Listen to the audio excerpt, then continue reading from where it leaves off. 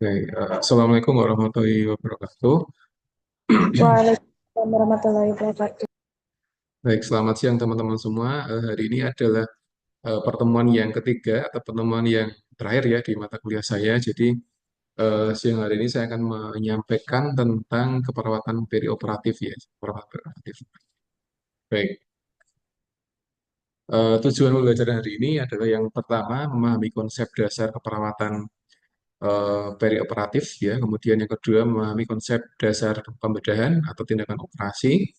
Yang ketiga adalah mampu menerapkan teori ke dalam praktek keperawatan perioperatif. Jadi harapannya setelah kita belajar ini, teman-teman semua yang ada di Zoom ini eh, paham ya tentang konsep eh, di ruang operasi, kemudian pembedahan, kemudian nanti bisa menjadi asisten atau membantu atau mungkin apa namanya operator atau mungkin memberikan satu asuhan perawatan pada pasien-pasien yang dia di fase preoperasi atau mungkin intraoperasi atau mungkin di postoperasi gitu ya. Karena ini adalah satu hal yang sangat penting di mana memang sebagian pasien itu dia disarankan untuk operasi gitu ya, dari operasi dan memang ketika kita menyampaikan operasi ke pasien dan keluarganya ini satu kata yang seringkali menjadi sumber kecemasan pasien ya operasi dia kadang langsung panik kemudian langsung apa namanya meningkatkan tekanan darah kemudian eh, bingung harus bagaimana dan sebagainya.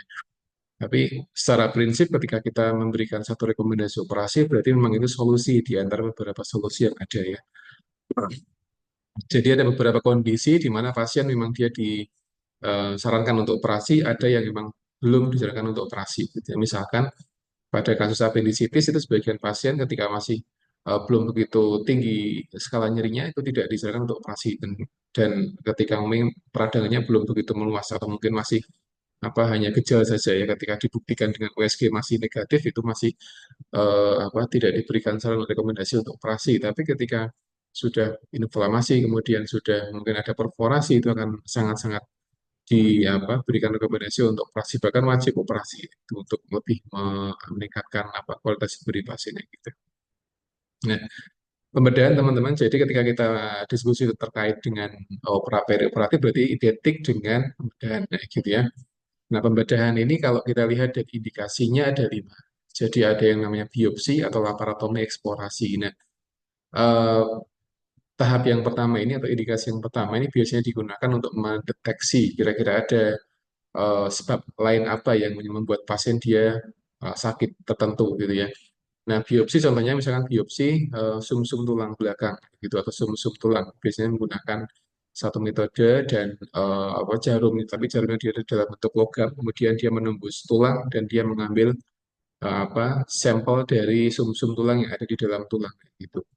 Nah, biasanya kalau biopsi, ini sebagian dokter menggunakan tulang yang ada di bagian pinggul. Jadi, pasien dia tidurnya miring, kemudian dia diberikan anestesi, kemudian dimasukkan sejenis jarum, tapi dia lebih besar dari jarum eh, jarum eh, donor darah gitu ya, dan dia logam, jadi bukan bukan kayak jarum suntik, tapi dia logam besar. Kemudian dia digunakan untuk mengambil biopsi yang ada di sumsum tulang yang ada di tulang pinggul kayak gitu. Nah, biasanya kasus ini dia diberikan kepada pasien-pasien yang memang dia mengarah ke kecurigaan gangguan sumsum tulang sehingga diperiksa sumsum tulangnya kayak gitu. Misalkan kanker atau mungkin yang lain sebagainya. Kemudian laparotomi eksplorasi. Jadi melihat dari dalam abdomen pasien kayak gitu biasanya pasien-pasien dengan keluhan nyeri yang kronis kemudian operasi-operasi besar itu mereka menggunakan laparotomi eksplorasi gitu ya.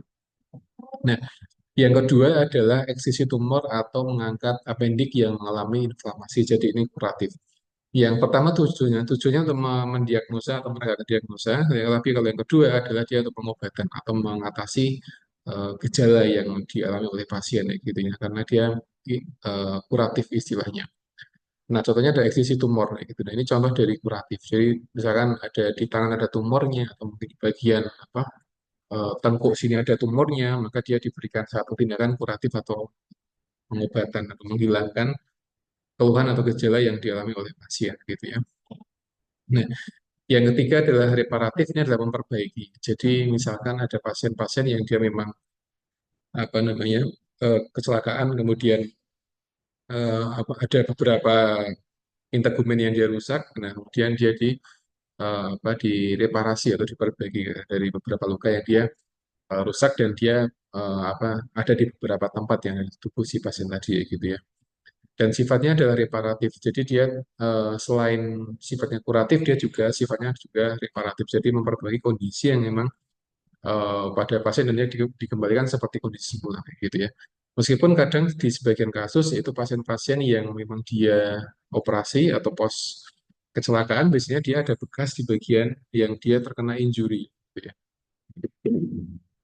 Jadi biasanya ada jenis pertumbuhan daging yang berlebihan kayak gitu atau mungkin bekas luka itu bukti kalau memang si pasien dia pernah ada fase reparatif ketika dia terjadi luka yang multiple atau lebih dari satu jenis luka gitu ya. Yang keempat adalah rekonstruktif atau kosmetik. Ini biasanya untuk penampilan teman-teman, penampilan ya. Jadi misalkan operasi plastik, operasi payudara, operasi mungkin kalau di sebagian negara operasi jenis kelamin, perubahan kelamin itu adalah operasi rekonstruktif atau kosmetik kayak gitu. Nah biasanya kalau operasi-operasi yang keempat ini biasanya tujuannya untuk murni untuk kosmetik atau penampilan, penampilan. Nah, di beberapa negara itu satu hal yang biasa ketika seorang laki-laki dia operasi kelamin menjadi perempuan atau mungkin sebaliknya itu hal yang biasa. Tapi di tempat kita itu menjadi satu hal yang sepertinya menjadi hal yang eh, apa kurang disetujui oleh orang banyak atau tidak apa namanya tidak normal gitu ya gampangnya gitu. Nah makanya beberapa orang yang dia ingin operasi rekonstruksi biasanya dia ke luar negeri kemudian dia mau merubah penampilan gitu ya entah hidungnya dibikin mancung atau mungkin kulitnya dibikin lebih menarik dan sebagainya itu di antara contoh operasi yang dia sifatnya rekonstruktif atau kosmetik jadi bagian dari indikasi pembedahan ya tapi yang keempat tadi dia bukan bukan sesuatu yang urgent atau yang emergency tapi dia hanya berkaitan dengan penampilan aja gitu ya. Yang kelima adalah paliatif atau menghilangkan nyeri atau mungkin memperbaiki masalah kayak gitu. Nah, contohnya adalah operasi-operasi kanker itu adalah operasi yang dia sifatnya paliatif. Kanker yang ada di usus besar atau kanker yang ada di paru-paru itu dia bagian dari operasi paliatif karena dia untuk menghilangkan masalah yang ada di tubuh si pasien.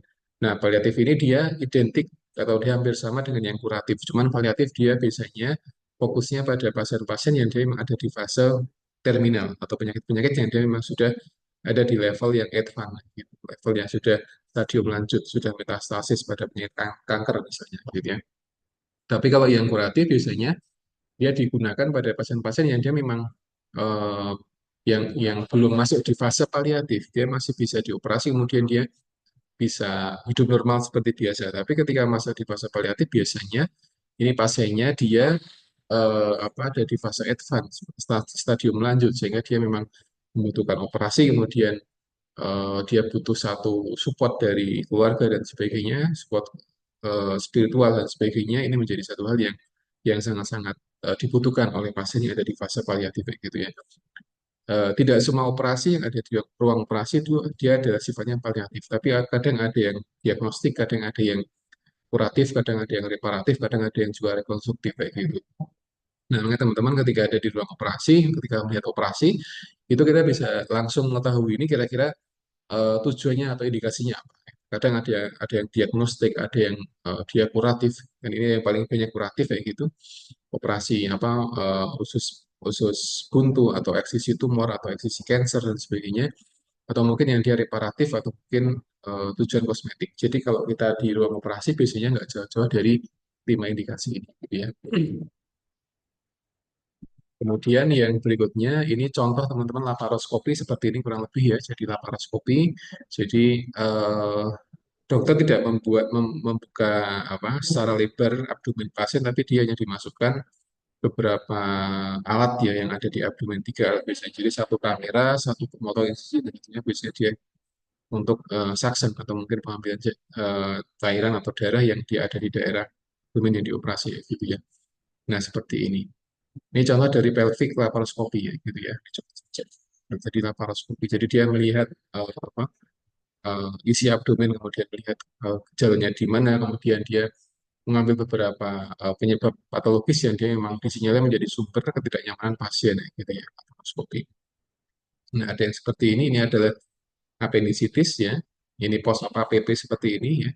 Kalau dulu orang operasi post APP harus di ini, harus di insisi, harus di apa?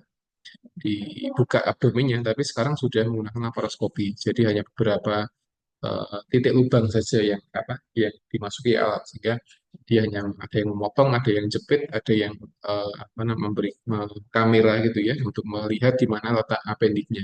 Jadi lebih lebih maju ya. Cuman ini nggak bisa diterapkan pada semua kasus yang ada di abdomen ya. Kalau pasien-pasien dia butuh dieksplorasi, berarti dia di insisi abdomennya kemudian dibuka, kemudian dilihat di mana letak problem yang ada di abdomen ya, gitu. Nah, pasien SC tidak mungkin dia di laparoskopi ya, gitu. Tapi dia benar-benar dibuka abdomennya gitu ya. Jadi butuh beberapa jahitan untuk menjahit di setiap level integumen yang ada pada abdomen pasien. Gitu. Jadi ini contoh laparoskopi. Nah, ada juga yang namanya transsphenoidal surgery atau intervensi untuk mengambil tumor yang ada di bagian otak teman-teman ya. Nah, ini adalah tumor hipofisis yang dia posisinya ada di sini teman-teman ya. Ada di bagian otak bagian tengah ini. Nah, jadi dokter sangat tidak mungkin untuk melubangi kepala bagian atas kemudian menembus otak tidak mungkin sehingga jalur yang paling mudah untuk ditempuh untuk mengambil tumor atau kanker yang ada di hipofisis adalah melalui hidung ya. Jadi seperti ini kurang lebih. Jadi lewat hidung kemudian dia nembus, kemudian dia jepit tumornya di hipofisis kemudian dia diambil melalui jalur hidung. Nah, ini memang butuh skill yang cukup tinggi karena bukan hal yang eh, apa namanya mudah untuk mengambil tumor lewat hidung. Jadi harus benar tepat ya gitu. Jangan sampai beberapa jaringan itu dia akan berjajaran di sepanjang ini ya luka yang robek maka akan menimbulkan satu problem tersendiri. Nah, ini contoh teman-teman ya. Jadi tidak mungkin seorang dia akan diambil melalui tengkorak atas, tidak mungkin karena akan sangat-sangat susah dan lebih kompleks, lebih rumit. Sehingga jalur yang termudah, shortcutnya adalah melalui jalur hidung. Gitu ya. Ini tumor hipofisis gitu yang ada di sini. Nah, ini operasinya namanya adalah transsphenoidal surgery. Kemudian tumor kelenjar hipofisis yang ada di bagian otak gitu. Nah, ini ketika seorang itu dia mengalami tumor hipofisis, biasanya nanti ada gejala, mungkin teman-teman pernah mendengar Cushing syndrome, gitu ya, sindrom Cushing, kayak gitu. Cushing tulisannya, ini di antara sebabnya adalah tumor hipofisis. Kayak gitu. Nah, seorang yang dia diambil hipofisisnya, maka dia apa bisa tidak punya hipofisis lagi, sehingga di sisa hidup pasien dia kadang membutuhkan hormon untuk mensupport beberapa jaringan yang dia apa tidak diproduksi karena hilangnya hipofisis yang ada di bagian otak si pasien gitu ya. Ya, gitu. Nah, kemudian yang berikutnya saya ingin menyampaikan tentang klasifikasi atau urgensi kepentingan pembedahan. Yang pertama adalah darurat atau emergensi gitu. Jadi ini pasien membutuhkan perhatian segera, gangguan mungkin mengancam jiwa dan indikasinya ya ada pembedahan tanpa ditunda. Jadi harus dioperasi sekarang juga ya, gitu. Ini contoh emergensi gitu ya. Makanya di sebagian rumah sakit itu ada ruang operasi sendiri di IGD. Jadi ada hospital, tapi dia ruang operasinya ada dua, yang reguler yang biasa dipakai oleh beberapa operasi besar lainnya. Yang berikutnya adalah dia bersebelahan dengan IGD. Jadi IGD kemudian ada ruang operasi di sebelahnya untuk kondisi yang emergensi ya gitu ya. Dan beberapa hospital yang dia belum punya ruang operasi di IGD itu biasanya dia ruang operasinya harus harus dekat dengan IGD, jangan jauh-jauh gitu. Karena ketika jauh nanti akan resiko bagi pasien ketika dia memang butuh cito atau operasi saat itu juga kayak gitu. Jadi jangan sampai IGD di depan tapi nanti ruang operasi di bagian pojok belakang rumah sakit, jaraknya mungkin sangat jauh kayak gitu itu akan kurang ini ya, kurang pas untuk apa safety dari si pasien tadi. Makanya harus diperhatikan ketika membuat apa ruang operasi dengan IGD gitu ya. Nah, contoh adalah ketika seorang dia berdarah hebat kemudian obstruksi kandung kemih atau usus gitu ya contohnya. Nah, mungkin teman-teman pernah melihat pemasangan kateter tapi dia ada di abdomen atau di perut, namanya kateter suprapubik. Jadi sebagian pasien itu dia ketika apa ingin buang air kecil melalui jalur uretra itu tidak bisa gitu. Dipasang apa kateter dia tidak bisa. Ketika sudah dipasang dia mentok tidak bisa masuk di kandung kemih. Sehingga mau tidak mau ini ada harus dibuat jalur yang akan menjadi apa namanya pembuang ya jalur pembuang urin yang ada di kandung kemih sehingga dia diberikan semacam kateter tapi dia ada di abdomen kayak gitu. Jadi kateter suprapubik namanya. Nah ini juga emergensi darurat kayak gitu karena pasien kalau dia tidak bisa pipis atau tidak bisa berkemih berhari-hari dia akan sangat-sangat sakit kayak gitu. Wong kita saja nggak pipis ya, misalkan dalam sehari itu biasanya seorang pipis dia 3 sampai 4 kali atau 5 kali dalam satu hari. Tapi kita misalkan pipisnya itu misalkan sering ditahan atau mungkin sudah penuh kandung kemih tapi tidak terburu dibuang itu akan sangat-sangat tidak nyaman di abdomen. Nah ini pasien dia kadang berhari-hari tidak bisa berkemih ya gitu. Nah, ini akan sangat-sangat sakit. Dan biasanya ketika seperti itu ya dia abdomennya akan tambah mengembung semakin besar gitu. Nah itu ketika semakin besar akan semakin sakit dan tentunya intervensinya ada dia harus dibuat jalur untuk membuang urin keluar dari kandung kemih. Nah, metodenya ada dengan menggunakan kateter suprapubik kayak gitu ya.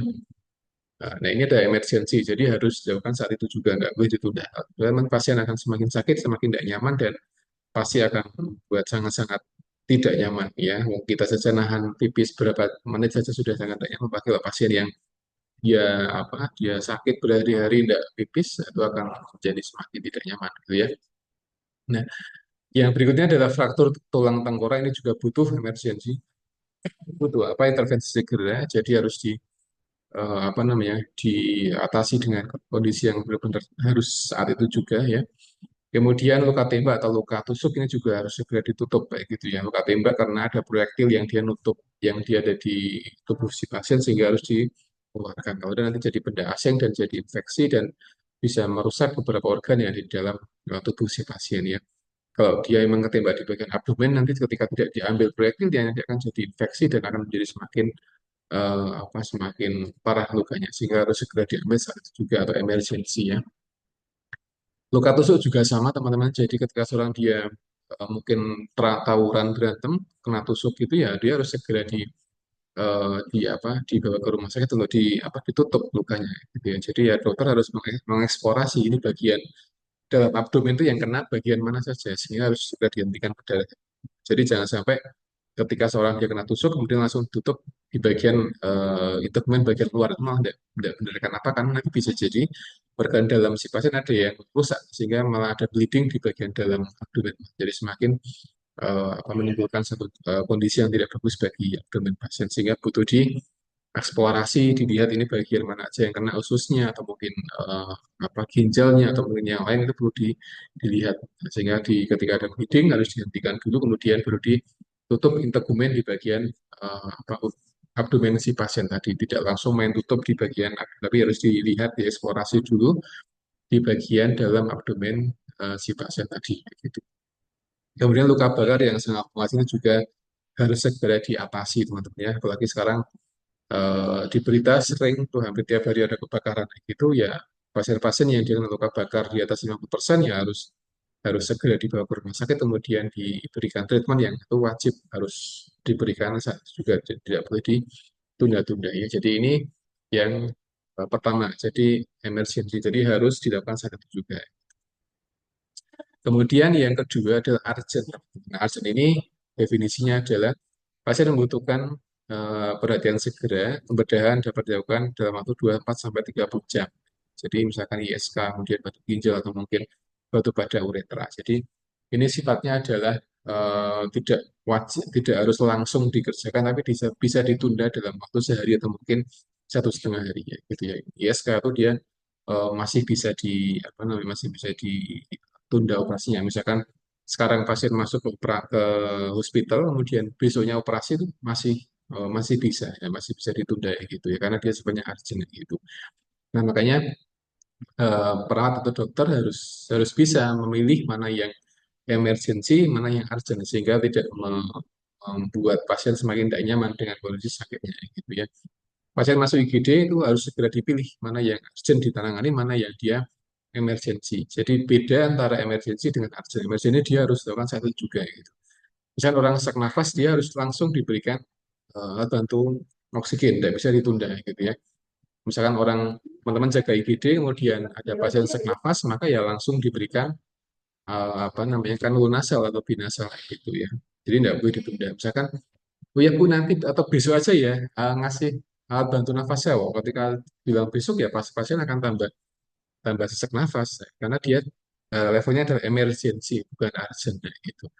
Nah, ketika masuk di fase urgent ya dia masih bisa ditunda operasinya. Misalkan infeksi kandung kemih atau mungkin batu ginjal atau mungkin apendisitis itu dia bisa masuk di fase urgent. Jadi nggak langsung dioperasi saat itu ketika masuk pasien masuk di IGD gitu ya. Misalkan sekarang jam berapa? Sekarang jam setengah dua, pasien masuk IGD setengah dua, gitu langsung operasi, itu emergensi. Tapi ketika pasien masuk setengah dua, operasinya setengah dua hari kemudian, hari besok, hari Rabu, ya berarti dia masuk di fase urgent. Gitu ya. Dan ini contoh yang ada di klinik seperti itu. Kemudian yang ketiga adalah diperlukan. Ya. Ini adalah pasien harus menjalani pembedahan, pembedahan dapat direncanakan dalam beberapa minggu bulan. Misalkan BPH prostat kayak gitu ya. Kemudian gangguan tiroid katarak itu dia masih eh, masih bisa ditunda lebih lama lagi daripada yang urgent atau mungkin yang emergency. Nah, pasien dengan gangguan katarak, gangguan tiroid atau apa gondok gitu, itu dia masih bisa ditunda. Jadi nggak harus dioperasi saat itu ketika pasien dia masuk IGD gitu ya. Tapi bisa direncanakan misalkan pasien datang ke poli ya, poli bedah, dia konsul, dia ada katarak atau dia ada tiroid kayak gitu.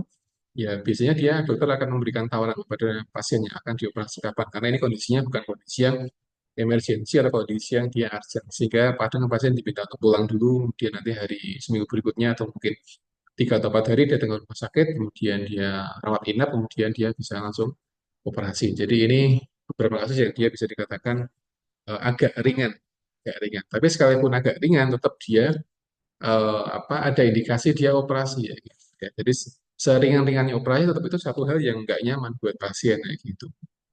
Jadi menurut evidence base dia ringan, tapi menurut pasien belum tentu dia hal yang ringan.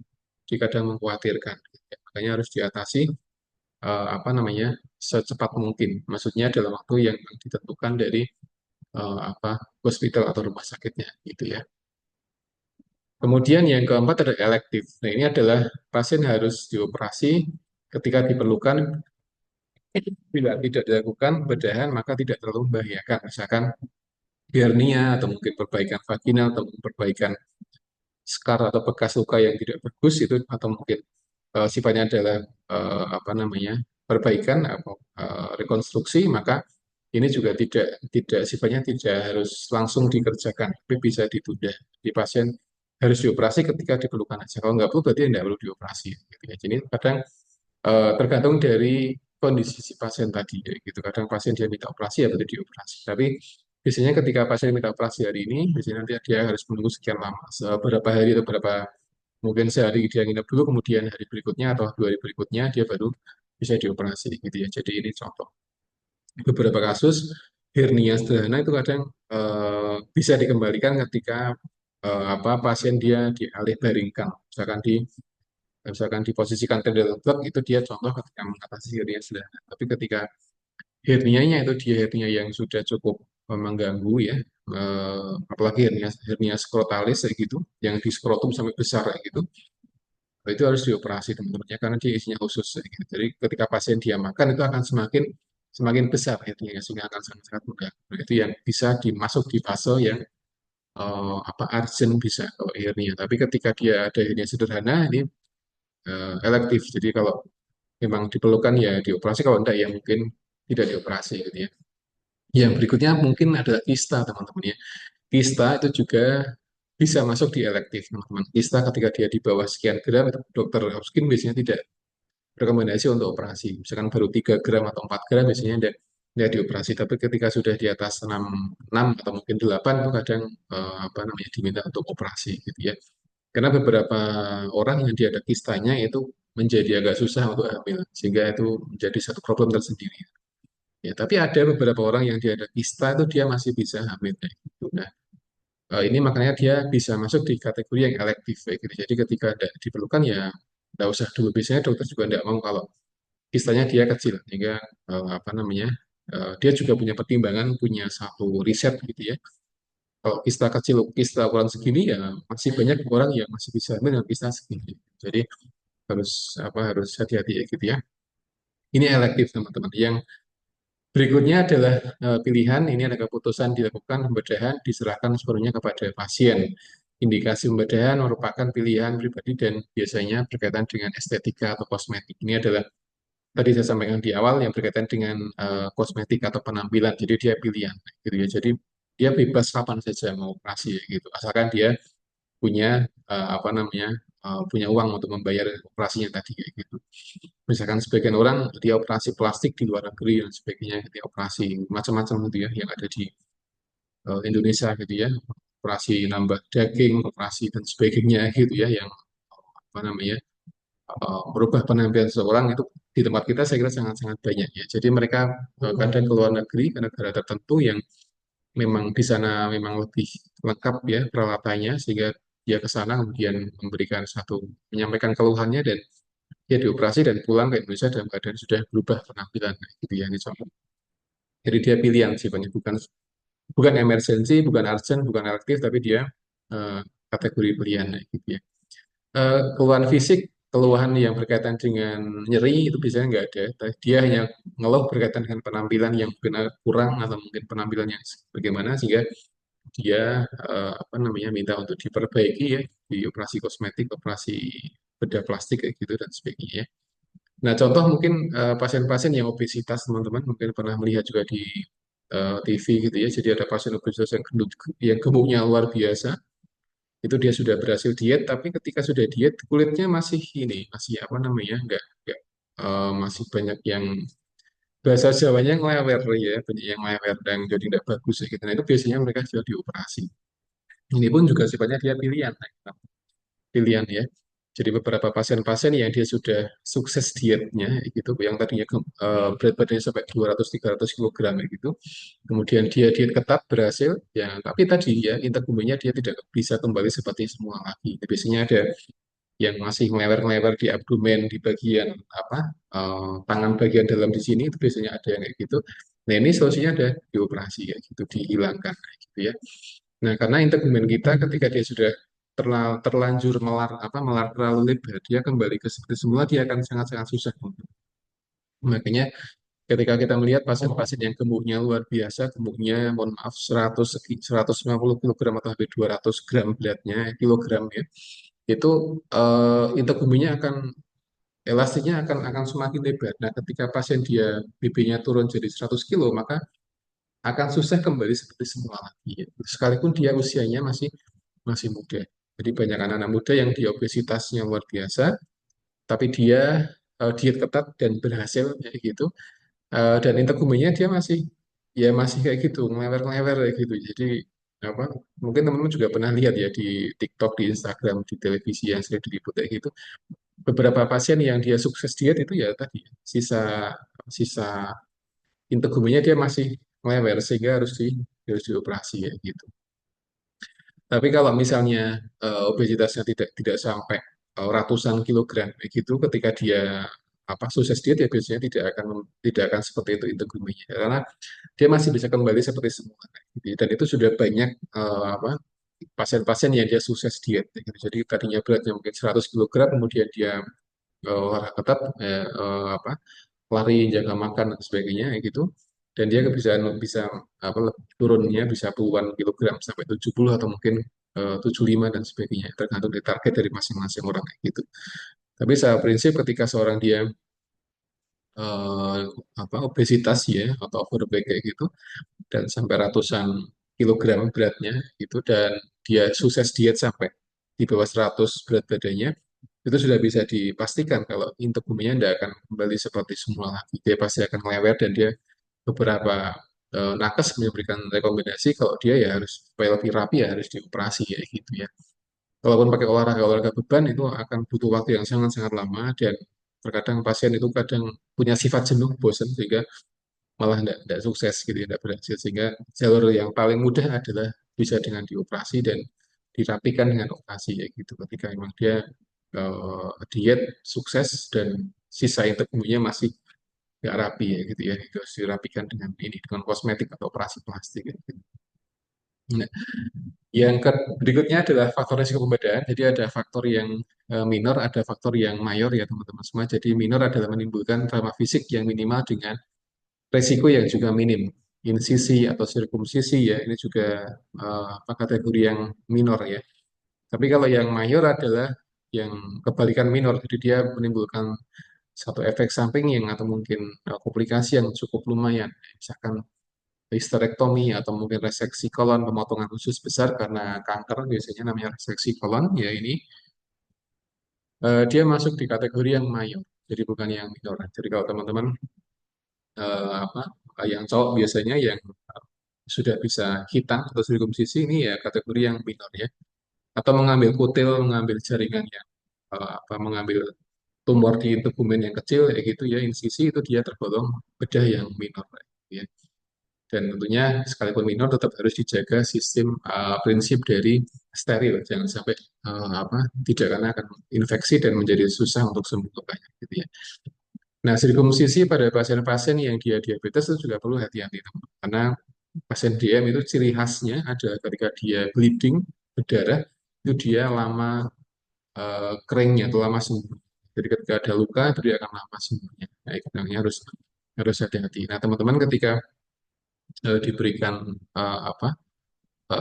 tugas misalnya atau mungkin ada di daerah tertentu yang memang ada beberapa orang yang dia sirkumsisinya adalah di usia-usia yang sudah cukup lumayan tua, 40-30 tahun di atas kayak gitu ya, dan dia ada diabetes, maka ini yang perlu diperhatikan. Karena beberapa kasus itu ketika pasien dia DM tipe 2 di sirkumsisi, ya, lukanya jadi keringnya lebih lama daripada pasien-pasien yang dewasa tapi tidak ada diabetesnya, sehingga harus diatasi gitu ya. Kuncinya adalah pasien direkomendasikan untuk rutin konsumsi obat-obat anti diabetes, kemudian juga harus makannya yang sehat kayak gitu ya. Karena untuk mempercepat penyembuhan luka kayak gitu.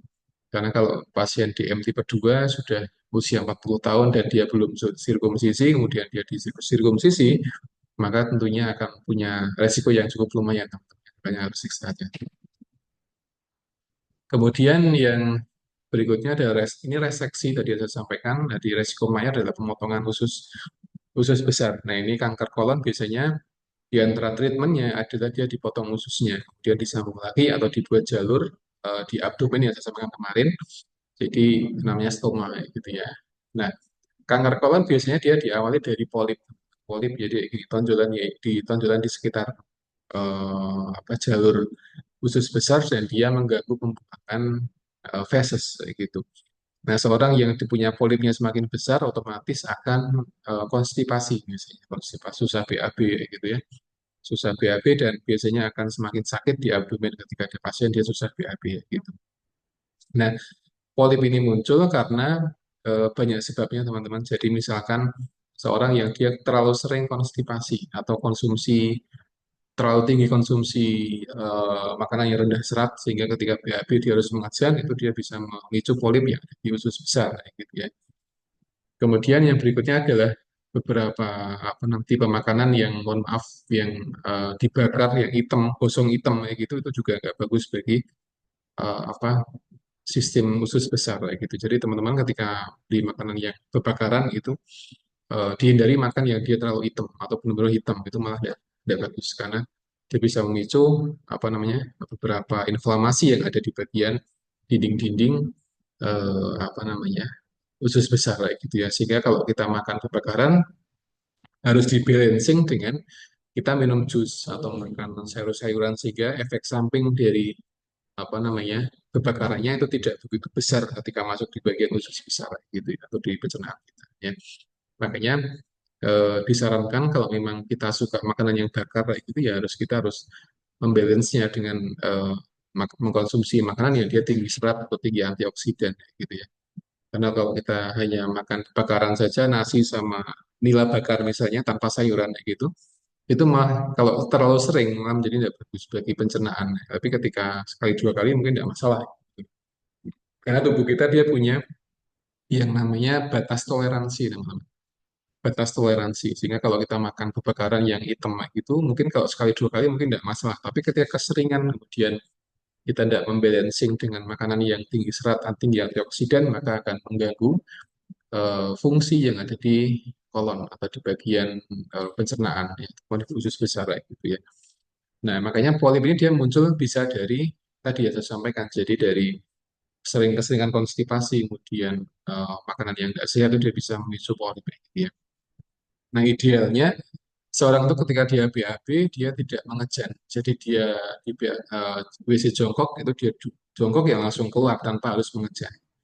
WC duduk dia langsung keluar tidak langsung harus mengejan baru dia baru bisa BAB ya. Tapi dia santai dan dia bisa itu BAB yang sehat seperti itu tanpa mengejan. Ya. Tapi kalau ketika kita BAB sering mengejan ini mungkin ada yang tidak beres dengan apa yang kita makan.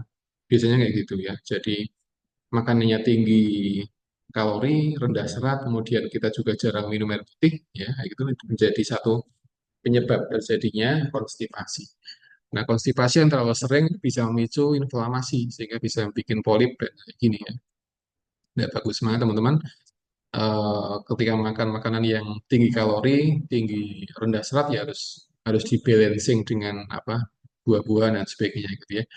Jadi paling nggak dalam satu minggu itu ada satu hari di mana kita makan makanan yang eh, benar-benar bergizi ya kita makan bergizi untuk membalancing makanan yang mungkin kita makan sehari-hari yang mungkin kurang sehat itu yang harus diperhatikan ya gitu ya karena kalau seorang kalau dia sudah kena kanker usus besar itu biasanya sangat-sangat tidak nyaman teman.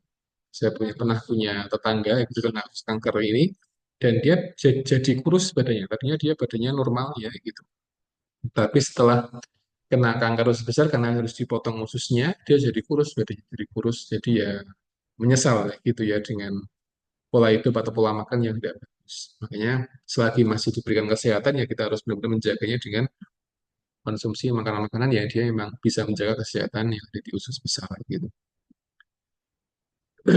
Nah ini reseksi teman-teman. Nah, jadi bagian ususnya yang bermasalah dipotong ya gitu. Dan pasien-pasien yang dia reseksi usus biasanya dia kentutnya itu lewat stoma tadi, lewat abdomen. Jadi yang bagian bawah anas dia sudah ditutup rapat sehingga dia sementara tidak bisa berfungsi gitu sehingga pasien ketika BAB lewat abdomen lewat plastik ya kalau apa bag yang ada di bagian abdomen kayak gitu. Ya, nah ini satu hal yang saya pernah melihat pasien dengan kondisi gini yang sangat-sangat kasihan gitu ya dia BAB lewat apa abdomen kentut lewat abdomen kadang kalau makan ya itu nggak tercerna dengan maksimal gitu ya dia makan bakso sama mie itu ketika BAB itu ya masih masih ada mie kuningnya jadi nggak tercerna dengan baik kayak gitu ya. Ya makanya ini sangat-sangat apa namanya harus hati-hati gitu ya. Kenapa nggak tercerna? Karena khususnya dia sudah dipotong ya gitu ya. Sudah dipotong, sudah berkurang apa fase ini ya fase proses metabolismenya dia sudah berkurang gitu ya. Karena dia semakin pendek ususnya. Nah, usus ketika semakin pendek otomatis akan mengurangi ini jumlah nutrisi yang masuk di tubuh si pasien. Sehingga pasien yang dia pos operasi usus besar biasanya dia menjadi kurus pasiennya gitu. Sudah banyak yang kita lihat jadi pasien-pasien pos operasi usus besar itu ketika dia sudah operasi jarak sekian bulan, sebulan, 2 bulan itu kurus teman kurus karena apa ya selain pikiran juga itu nutrisi yang dimakan tidak sempurna diserap oleh tubuh melalui usus gitu ya. Nah ini histerektomi seperti ini teman-teman ya histerektomi pengangkatan rahim gitu.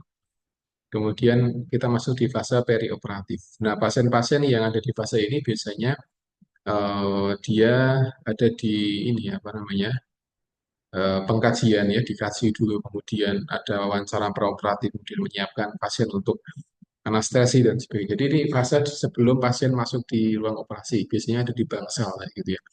Masih di bangsal, kemudian dikaji data pasiennya, kemudian dia wawancara, keluarganya juga diminta untuk menemani pasiennya kayak gitu ya. Kemudian apa namanya pasien juga diberikan motivasi untuk tenang karena kalau nggak tenang nanti tekanan darahnya tinggi dan biasanya ketika hipertensi itu si pasien tidak dioperasi gitu ya, tidak dioperasi. Nah, ketika di bangsal persiapannya adalah yang pertama adalah status kesehatan fisik umum, hipertensi dan seperti TB diperiksa, nutrisinya bagaimana gitu ya. Yang ketiga, keseimbangan cairan dan elektrolitnya harus dipastikan dia balance, kalaupun kelebihan atau kurangnya tidak terlalu banyak kayak gitu. Yang keempat, kebersihan lambung dan kolon, jadi harus dipastikan pasien dia biasanya puasa, puasa dan dipastikan tidak ada lambung atau pasien mau BAB gitu ya. Yang kelima adalah skeren darah yang akan dioperasi. Kalau pasien dia akan operasi hernia, biasanya di area genitalia, kayak gitu, dia akan dicukur bulunya, dikerok gitu ya. Jadi yang ngerok biasanya pasiennya atau keluarganya, jadi bukan perawatnya. Jadi sebelum orang operasi ya dipastikan sudah bersih gitu ya. Karena sebagian dokter itu tidak mau operasi kalau pasien dia belum di scan kayak gitu. Wah, ini kan belum di scan dikembalikan lagi kan keluarganya suruh suruh nyukur kayak gitu. Nah ini harus diperhatikan. Jadi tergantung di mana operasinya gitu ya. Kalau operasinya di area abdomen dan memang di abdomen dia banyak bulunya ya harus dibersihkan dulu kayak gitu. Dibersihkan kemudian. Kenapa dibersihkan? Karena bulu rambut itu kadang menjadi satu ini ya. Jadi apa media bakteri tinggal sehingga ketika tidak dibersihkan nanti khawatirnya bisa bikin infeksi gitu. Yang keenam adalah pengosongan kandung kemih ya. Jadi harus pipis dulu kayak gitu. Jadi dipastikan ketika pasien akan masuk ruang operasi ya tidak minum terlalu banyak sehingga atau mungkin dia dipastikan pipis dulu sehingga nanti ketika masuk ke ruang operasi dia sudah kosong gitu ya. Yang ketujuh adalah latihan praoperasi, nafas dalam, kemudian latihan batu efektif, latihan gerak sendi gitu ya. Kenapa? Karena pasien-pasien yang dia nanti di ruang operasi biasanya akan tidak lepas dari dua anestesi, anestesi yang total atau mungkin yang lokal gitu ya. Total ya dia nanti ketika bangun baru akan bisa merasakan nyerinya gitu ya, dan sebagainya. Kalau misalkan pasien diabiusnya ada bius yang lokal atau yang sebagian itu ya mungkin pasien tidak bisa bergerak di sebagian anggota badan gitu. Tapi dia mungkin masih bisa merasakan kalau di kakinya, di bagian perutnya sedang dioperasi dia masih bisa merasakan, cuman tidak bisa merasakan nyeri karena sudah diblocking saraf nyerinya. Ya.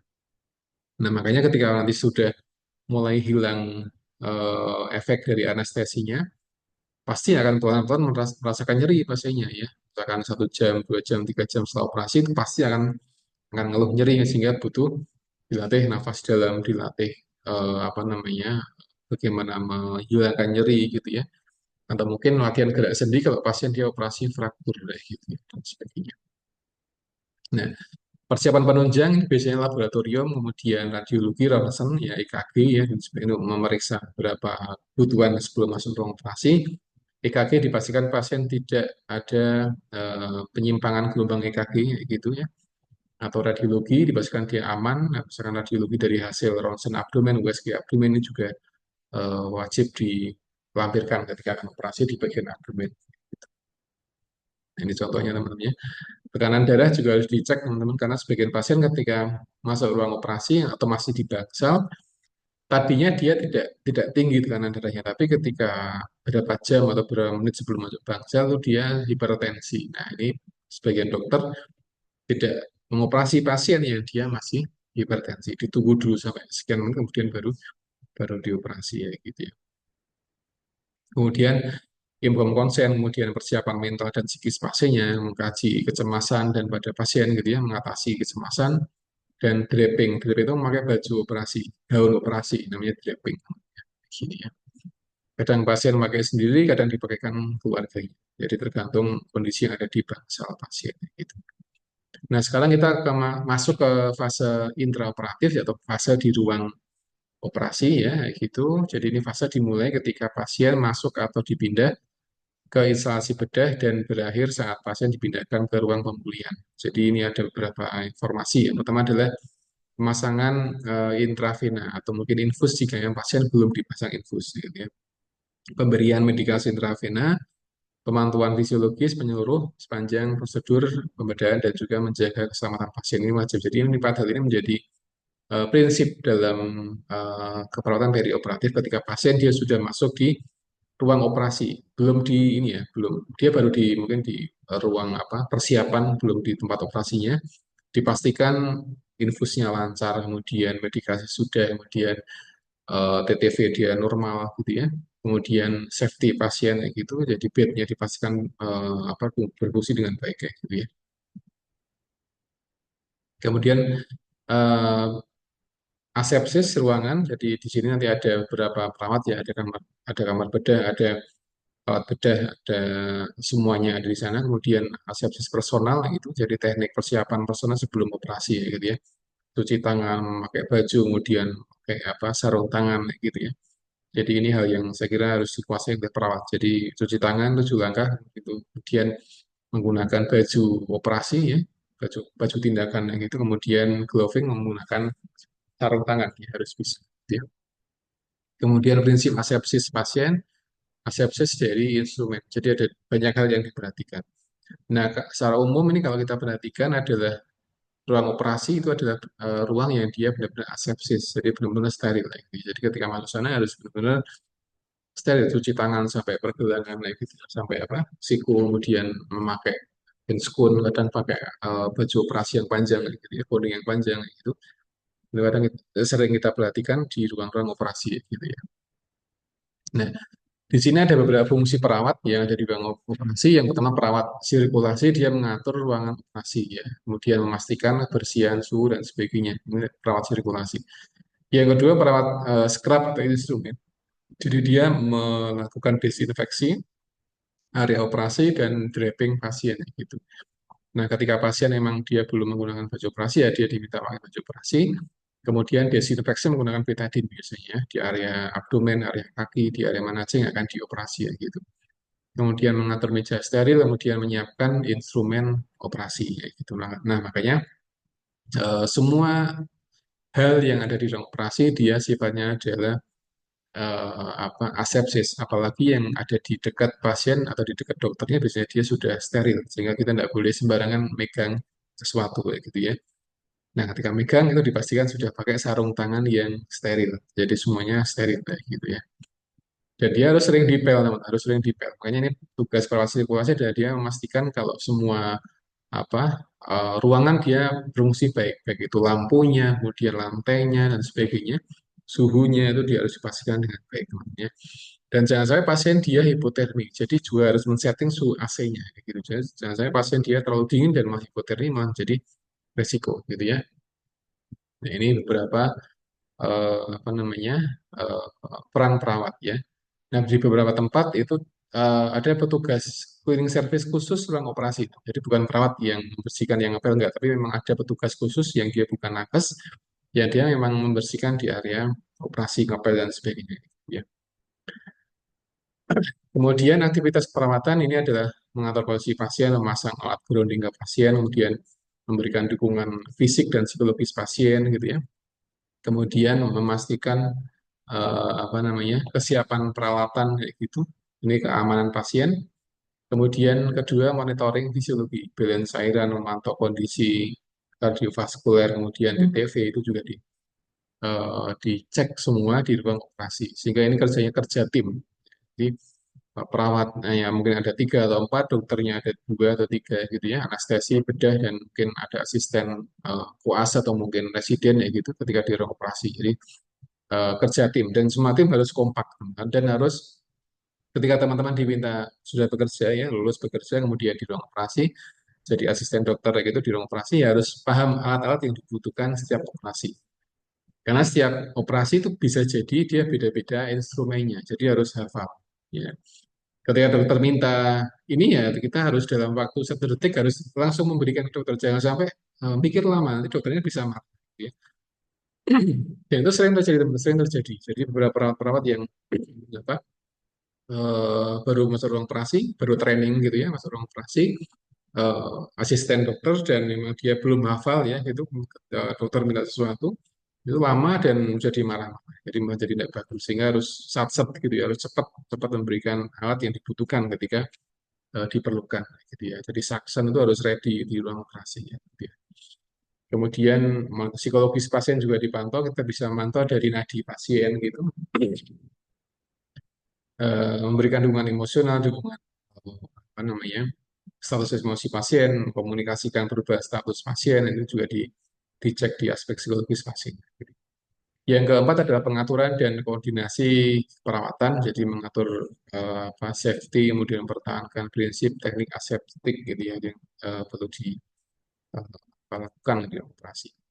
Nah, tim operasi ini ada ahli bedah, asisten bedah, perawat instrumentator, ada anestesi, ada perawat anestesi, ada teknisi. Jadi ini kurang lebih ada 6 atau 7 orang. Ya, tapi biasanya kalau di hospital itu lebih dari 7 biasanya. Jadi apa sudah ada jobnya masing-masing. Ya. Nah kalau perawat-perawat yang dia cito ya segera biasanya ya dia ini apa harus ready di rumah. Misalkan dia dapat jaga dapat shift siang itu di rumah dan dia cito ya dia harus siap kayak gitu ya. Nah biasanya kalau cito ya perawat-perawat yang dia dekat dengan rumah sakit bukan yang jauh. Karena perawat-perawat yang rumahnya jauh perjalanan 2-3 jam ya tidak mungkin diminta untuk cito. Biasanya mereka yang tinggalnya dekat rumah sakit ya paling setengah jam atau mungkin 15 menit perjalanan sampai ke hospital itu mungkin apa masuk di kategori perawat-perawat yang memang diminta untuk cito kayak gitu.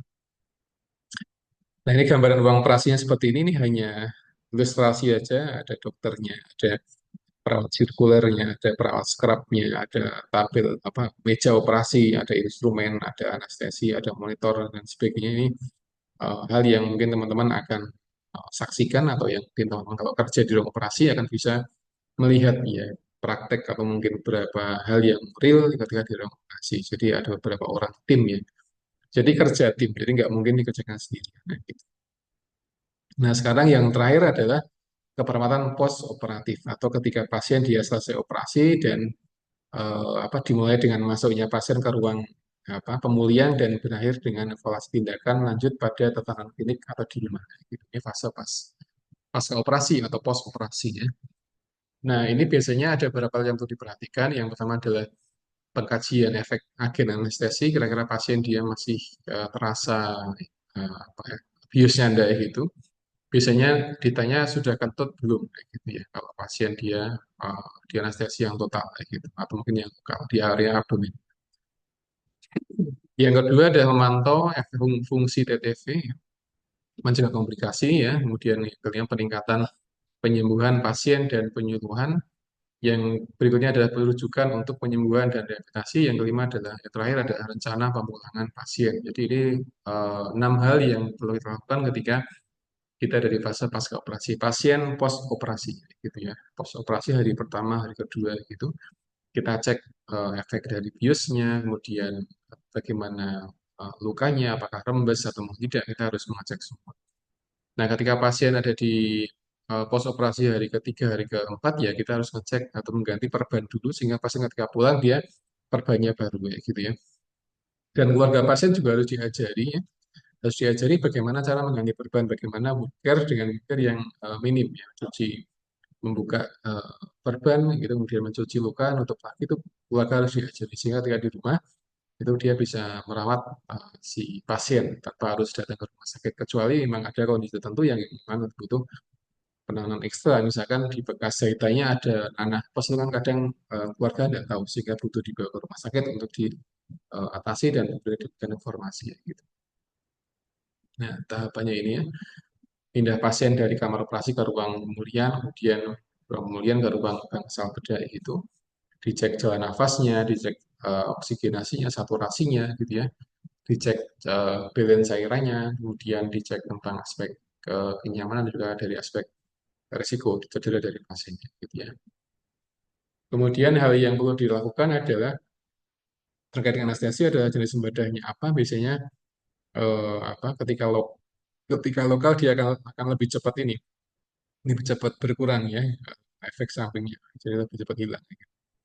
Kemudian jenisnya apa saja gitu, kemudian kondisi pasien post operasi seperti apa, lukanya dia dijahit berapa jahitan, berapa senti gitu, ada komplikasi enggak, ada perdarahan enggak gitu. Kemudian yang berikutnya adalah jumlah dan jenis terapi cairan selama operasi, ya, kemudian komplikasi selama pembedahan. Ini harus dicek ketika eh, apa, sebelum pasien dia dibawa ke bangsal, gitu ya. Jadi ini batasan-batasan kriteria boleh keluar ruangan ya adalah fungsi paru-paru dia bagus, oximetrinya dia juga normal, saturasi oksigen dia kuat, ya gitu. TTV-nya dia stabil, orientasi pasien baik, gitu. Jadi kadang ditanya itu ini jam berapa, gimana, gitu ya, dengan siapa, berapa orang, itu kadang harus ditanya sebelum pasien dia kembali ke bangsal. Karena kalau pasien dia belum hilang efek anestesinya, biasanya dia ketika ditanya dia akan ngelantur atau nggak jelas jawabannya. Sehingga dipastikan sebelum pasien ke bangsal, itu ada keluarga yang menunggu, kemudian dia juga sudah sudah bagus orientasinya, lingkungannya gitu dan sebagainya. Kemudian mual muntahnya juga terkontrol, kemudian nyerinya minimal. Pasti ada nyeri tapi minimal biasanya pasti ada nyeri. Itu kalau pasien sudah mulai hilang efek biusnya, biasanya dia pasti akan mulai timbul rasa nyeri di bagian yang dioperasi tadi ya, gitu. Kemudian pasien dibawa ke ruang rawat, kemudian apa? Di ruang rawat nanti ada monitor TV ya, selang drainase kalau dipasang selang drainase, kemudian manajemen luka, mobilisasi dini gerak gitu ya, kemudian rencana kepulangan pasien. Gitu ya. Nah, ketika pasien akan pulang, teman-teman juga perlu memberikan edukasi ke keluarga bagaimana cara merawat luka, bagaimana menjaga biar luka tidak infeksi itu juga perlu disampaikan kepada keluarga. Kalau perlu mungkin dicarikan video di YouTube yang menjelaskan tentang apa cara teknik mengganti perban gitu ya. Dicarikan video atau mungkin leaflet atau mungkin panduan untuk merawat luka ya ada di rumah gitu ya dan sebagainya. Itu mungkin teman-teman yang dapat saya sampaikan ya. Jadi ini beberapa materi tentang keperawatan perioperatif. Jadi teman-teman mungkin ada yang sudah praktek di ruang operasi atau mungkin ada yang belum. Itu ini semoga menjadi apa informasi kita bersama ya. Kalau teman-teman besok juga kerja di ruang operasi juga pasti akan berhadapan dengan hal yang seperti ini ya, perioperatif, intraoperatif, kemudian jadi perawat scrub atau mungkin perawat instrumen dan sebagainya itu menjadi satu tantangan sendiri bagi perawat untuk bisa menjadi apa membantu orang dalam ini ya pembedahan atau operasi gitu ya. Baik, sebelum saya akhiri ada pertanyaan mungkin terkait operasi kayak gitu. Silakan kalau ada pertanyaan bisa ditanyakan langsung atau nulis di kolom chat silakan. Ada pertanyaan enggak? Ini dari penjelasan saya berkaitan dengan keperawatan perioperatif kayak gitu.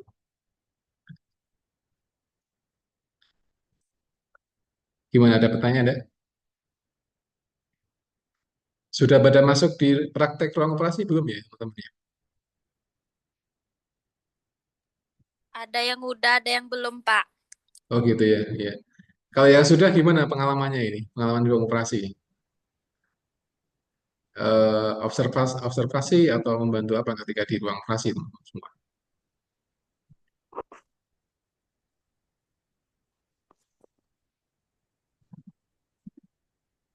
Gimana ini? Paling Gimana nanti pengalaman? cuman ganti ini, Pak. Kadang ganti cairan infus kan, kadang Hmm, hmm, ambil hmm. ambil ini ambil itu. Kalau buat jadi perawat itunya kan nggak bisa kalau anak yang magang. Oh gitu, ya. Oke. Baik, paling enggak Mbak Nur Aziza ada ini ada pengalaman ya melihat di ruang operasi seperti apa, kemudian tugas masing-masing perawat juga jelas ya ketika ada di ruang operasi gitu ya. Dan nanti kalau sudah lulus kuliah, kemudian sudah sertifikasi atau mungkin sudah apa kerja di ruang operasi, saya kira akan punya banyak kesempatan untuk bisa ini ya, dapat apa namanya membantu ya perjalanannya operasi di ruang operasi. Itu sangat-sangat menarik teman-teman ya. Dan biasanya ada ini ada pelatihan biasanya. Jadi sebelum perawat itu dia masuk ke ruang operasi, dia ada pelatihannya ya berapa bulan 3 atau 4 bulan ya, gitu. Pelatihan kemudian dapat sertifikat kemudian nanti baru bisa masuk ruang operasi itu pun kadang di ini dulu apa observasi dulu kayak gitu ya dicoba dulu di scrub atau mungkin di instrumen nanti kemudian jadi asisten dari dokter kayak gitu dan sebagainya. Biasanya kan ada tahapannya sendiri. Tapi secara prinsip ketika beberapa hospital mereka merekrut perawat tuh kadang ada yang memberikan syarat untuk melampirkan bukti ini apa namanya sertifikat pelatihan, ya, misalkan pelatihan ruang operasi kamar bedah gitu, atau mungkin pelatihan-pelatihan ICU atau mungkin pelatihan-pelatihan yang lain itu kadang di beberapa lowongan diminta seperti itu ya. Tapi ketika sebagian rumah sakit dia tidak meminta sertifikat ya gitu, nanti biasanya ketika teman-teman diterima di sana ya biasanya ada pelatihan ya gitu, dikirim kemana di apa kampus atau mungkin di beberapa tempat hospital di pelatihan di sana berapa bulan kemudian dapat sertifikat kemudian nanti baru bisa bekerja di ruang operasi ya, gitu ya. Jadi ini menjadi satu hal yang sepertinya adalah agak diwajibkan untuk punya pelatihan di ruang operasi karena kerja di ruang operasi tidak sama dengan kerja di bangsal-bangsal bedah pada umumnya. Nah, di ruang operasi lebih lebih lebih steril. Itu kan bukan hal yang mudah menjaga steril sebuah ruangan dan alat dan sebagainya gitu ya. Beda sama di bangsal bedah, sehingga memang butuh pelatihan. Ketika teman pelatihan nanti akan mulai terbiasa dengan konsep-konsep steril, kemudian bagaimana mengganti infus, kemudian dan sebagainya. Hal-hal yang kompleks itu akan teman-teman akan pelajari ketika ada di pelatihan gitu. Jadi ketika ada kesempatan gitu ya, ikut pelatihan gitu ya, dan apa namanya, pelan-pelan nabung untuk ini ikut pelatihan. Biasanya di beberapa rumah sakit itu ketika meminta pelatihan ada yang sistemnya potong gaji, ada yang memang full gratis, ada yang apa namanya, diminta bayar sendiri, ada yang seperti itu. Tapi nanti tergantung dari kebijakan yang ada di rumah sakit kayak gitu ya. Oke.